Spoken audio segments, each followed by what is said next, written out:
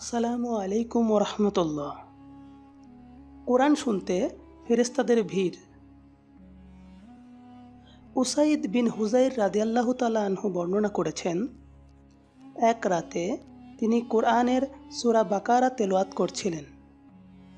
পাশেই তার ঘোড়া বাঁধা ছিল। হঠাৎ ঘোড়াটি লাফিয়ে উঠল। তিনি চুপ করলে ঘোড়াও স্থির হয়ে গেল। তিনি আবার পড়া শুরু করলেন। আবার ঘোড়াটি লাফিয়ে উঠল। তিনি আবার চুপ করলেন, ঘোড়াও স্থির হয়ে গেল।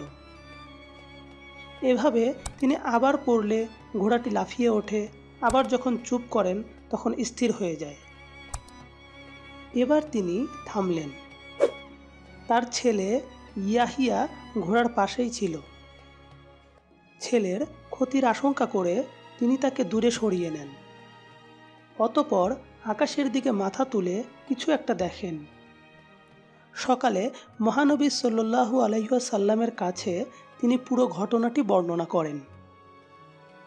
ঘটনা শুনে নবী করিম সাল্লাল্লাহু আলাইহি ওয়াসাল্লাম বলেন, হে ইবনে হুজাইর, তুমি পড়তে থাকতে।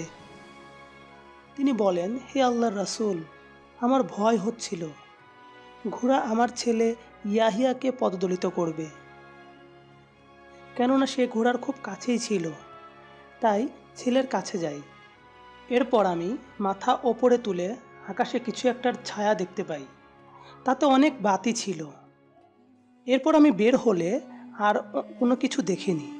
রাসূল সাল্লাল্লাহু আলাইহি ওয়াসাল্লাম বললেন, তুমি কি জানো এগুলো কি ছিল? তিনি বললেন, না। রাসূল সাল্লাল্লাহু আলাইহি ওয়াসাল্লাম বললেন, তারা ফেরেশতা ছিল।